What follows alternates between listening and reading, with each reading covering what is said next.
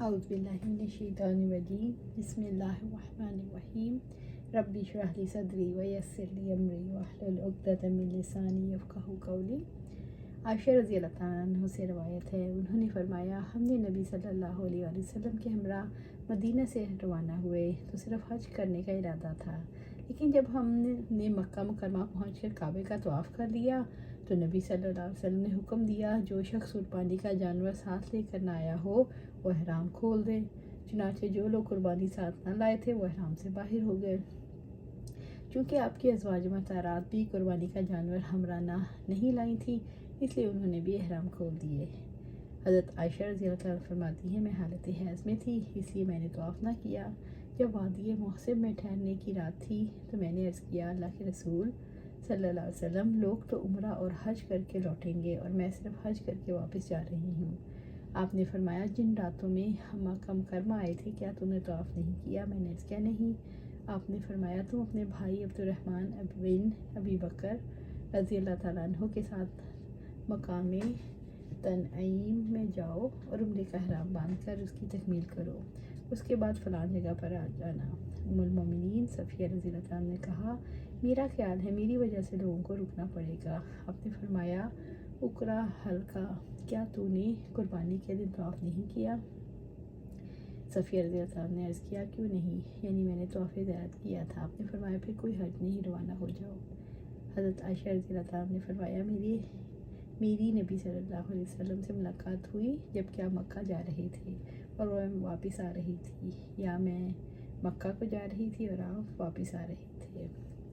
عائشہ رضی اللہ تعالیٰ عنہ ہی سے روایت ہے، انہوں نے فرمایا جب ہم حجۃ الوداع کے سال رسول اللہ صلی اللہ علیہ وسلم کے ہمراہ مدینہ منورہ سے روانہ ہوئے تو ہم میں سے بعض نے صرف عمرے کا احرام باندھا اور بعض حضرات نے حج اور عمرے دونوں کا، اور کچھ لوگوں نے صرف حج کی نیت سے احرام باندھا۔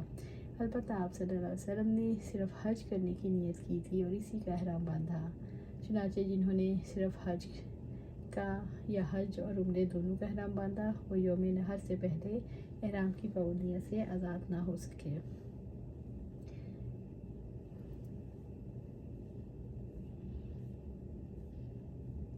حضرت حفصہ رضی اللہ تعالیٰ عنہ جو نبی صلی اللہ علیہ وسلم کی زوجہ محترمہ ہیں، ان سے روایت ہے، انہوں نے عرض کیا اللہ کے رسول کیا صلی اللہ علیہ وسلم، کیا وجہ ہے کہ لوگوں نے تو عمرہ کر کے احرام کھول دیا ہے لیکن آپ نے عمرہ مکمل کرنے کے باوجود احرام نہیں کھولا؟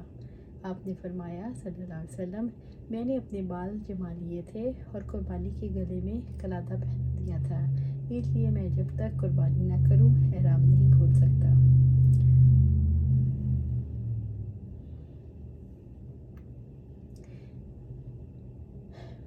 ابو جمرہ نصر بن عمران سبغی سے روایت ہے، انہوں نے کہا کہ میں نے حج تمتع کا احرام باندھا تو لوگوں نے مجھے منع کیا۔ میں نے اس کے متعلق حضرت ابن عباس رضی اللہ تعالیٰ سے دریافت کیا تو انہوں نے مجھے تمتع ہی کا حکم دیا۔ اس کے بعد میں نے خواب میں دیکھا کوئی ایک آدمی مجھے کہہ رہا تھا تمہارا حج مبرور اور عمرہ مقبول ہے۔ میں نے اس خواب کا تذکرہ ابن عباس سے کیا تو انہوں نے فرمایا یہ تو ابو القاسم صلی اللہ علیہ وسلم کی سنت ہے۔ نیز مجھ سے فرمایا تم میرے پاس رہو، میں اپنے مال میں سے تمہارے لیے کچھ حصہ مقرر کر دوں۔ راوی حدیث شعبہ نے کہا میں نے ابو جمرہ سے کہا کہ ابن عباس رضی اللہ عنہ نے ایسا کیوں فرمایا؟ انہوں نے کہا اس خواب کی وجہ سے جو میں نے دیکھا تھا۔ ابو شہاب سے روایت ہے، انہوں نے کہا میں مکہ مکرمہ میں عمرے کا احرام باندھے ہوئے آیا، میری نیت حج تمتع کرنے کی تھی۔ چنانچہ ہم 8 ذوالحجہ سے 3 دن پہلے مکہ پہنچے تو مجھے اہل مکہ میں سے چند لوگوں نے کہا تیرا حج تو مکی ہوگا۔ میں نے حضرت عطا بن ابی رباح کے پاس آیا تاکہ ان سے مسئلہ دریافت کروں۔ انہوں نے کہا مجھے جابر بن عبداللہ رضی اللہ تعالیٰ عنہ نے خبر دی کہ انہوں نے آپ صلی اللہ علیہ وسلم کے ہمراہ حج کیا۔ آپ صلی اللہ علیہ وسلم اس وقت قربانی کے جانور ساتھ لائے تھے۔ دیگر تمام صحابہ کرام رضی اللہ تعالیٰ عنہم نے حج مفرد کا احرام باندھا۔ آپ نے ان سے فرمایا تم لوگ کعبے کا طواف اور صفا مروہ کی صحیح کر کے احرام کھول دو اور بال کٹوا دو، پھر اسی طرح احرام کے بغیر ٹھہرے رہو۔ جب 8ویں تاریخ ہو تو مکہ ہی سے حج کا احرام باندھ دو اور جس احرام میں تم آئے تھے اسے تمتع بنا لو۔ صحابہ کرام رضی اللہ تعالیٰ عنہ نے عرض کیا ہم اسے کس طرح تمتع کر دیں، کیونکہ ہم نے تو احرام باندھتے وقت صرف حج کا نام لیا تھا۔ آپ نے فرمایا جو کچھ میں تمہیں حکم دیتا ہوں اسے بجا لاؤ۔ اگر میں قربانی کا جانور نہ لایا ہوتا تو میں بھی ایسا ہی کرتا جیسا تمہیں حکم دیتا ہوں، لیکن میں کیا کروں، جب تک قربانی اپنے ٹھکانے پر نہیں پہنچ جاتی مجھ پر کوئی چیز حلال نہیں ہو سکتی جو احرام کی وجہ سے حرام تھی۔ چنانچہ صحابہ کرام رضی اللہ تعالیٰ عنہم نے حکم کی تعمیل کی۔ تعین کر کے حج کا لبیک کہنا۔ جابر بن عبداللہ رضی اللہ تعالیٰ عنہ سے روایت ہے، انہوں نے فرمایا جب ہم صلی اللہ علیہ وسلم آپ کے ہمراہ آئے جب ہم رسول اللہ صلی اللہ علیہ وسلم کے ہمراہ آئے تو ہم نے حج کا تعین کر کے اس طرح تلبیہ کہا، میں حاضر ہوں اے اللہ، میں حج کی نیت سے حاضر ہوں۔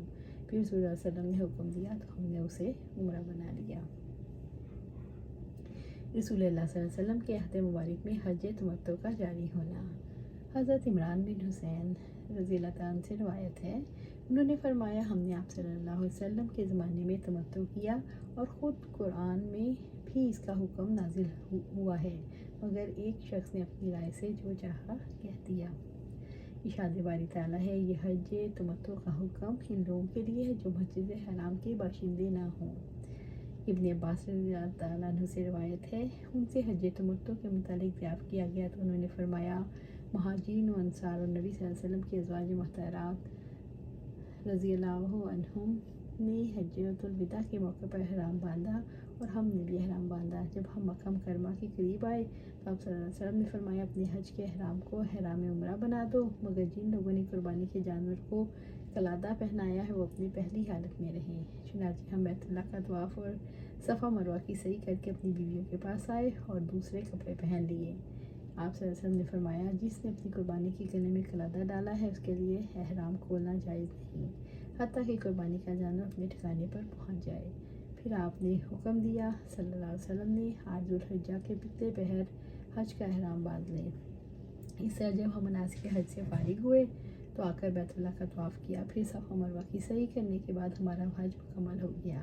پھر ہم پر قربانی واجب ہوئی، جیسا کہ آپ اللہ سبحانہ تعالیٰ فرماتے ہیں جسے قربانی کا جانور میسر ہو قربانی کرے اور جسے میسر نہ ہو 3 دن روزے ایام حج میں رکھے اور 7 گھر واپس پہنچ کر یعنی اپنے شہروں کو واپس جاؤ تو وہاں 7 روزے رکھو۔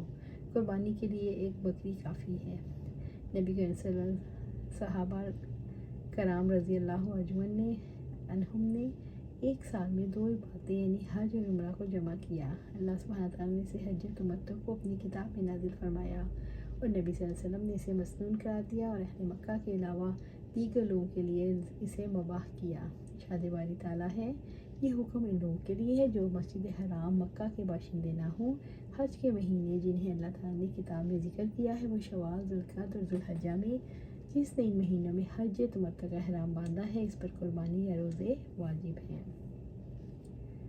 اللہ سبحانہ تعالیٰ سے دعا ہے ہمیں قرآن و سنت پر عمل کرنے کی توفیق دے اور ہمیں اس پر جما دے۔ اللہ سبحانہ تعالیٰ ہمیں صراط مستقیم پر چلاتے ہوئے جنت الفردوس کے اعلیٰ مقام پر جگہ عطا فرما، آمین یا رب العالمین۔